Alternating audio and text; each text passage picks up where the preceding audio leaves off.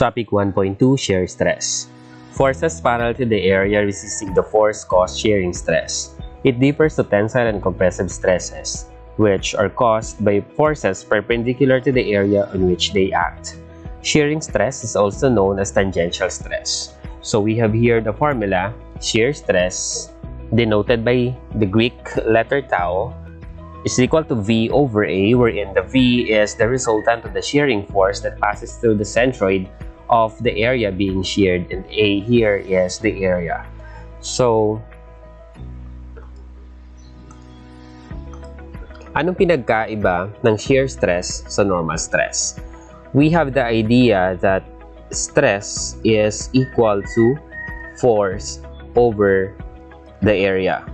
So, for normal stress, we have sigma is equal to the force P over the area. So, dito sa normal stress, we have here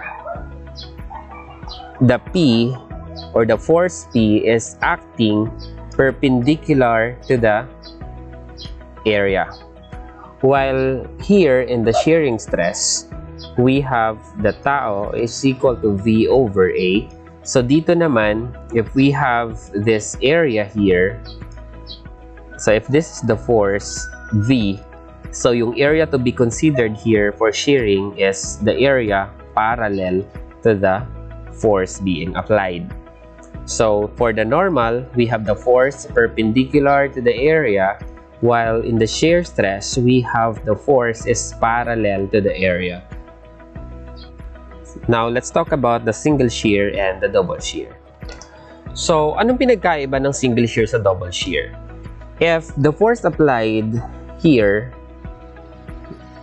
is the force P, so bakit single shear ang assumption natin dito? Because if this is the connector, so it could be bolts or rivet na nagko-connect ng dalawang plates na makikita natin dito sa figure. Why this is single shear? Kasi if the force acting here is this force P, ito ay magpi-fail. So the area resisting to this force P is the cross-sectional area of this connector. So ibig sabihin, kapag ito ay naputol, so ganito yung magiging itsura niya. So kapag naputol siya, meaning dito siya sa part na ito mapuputol, so ito yung area na nagre-resist, and we have only one area, which is in this case ay nandito. So kaya single shear yung consideration dyan. Now in here, kung makikita natin, we have two plates here and you have another plate here sa kabila. So opposite yung direction nila, and you have your force parallel to the area. So pwede siyang maputol dito at dito. So dalawa yung area na nag-resist dito sa shear force natin. So therefore, this is a double shear. So let's have an example. Problem number 1. What force is required to punch a 20 mm diameter hole in a plate that is 25 mm thick? The shear strength is 350 meganewton per square meter. So, makikita natin dito that we have here a plate being punched, and the diameter of the puncher is 20 mm, and the thickness of the plate is 25 mm. So, tinatanong dito, what force is required to punch a 20 mm diameter hole given is the thickness of the plate? So since we are talking about shear stress here, so shear stress is equal to force over the area. So in this case, the force V is equal to P. So this force P here, which is the unknown. And the question is, what is the area to be considered? So from the definition of the shear stress, this area here must be parallel to the force applied.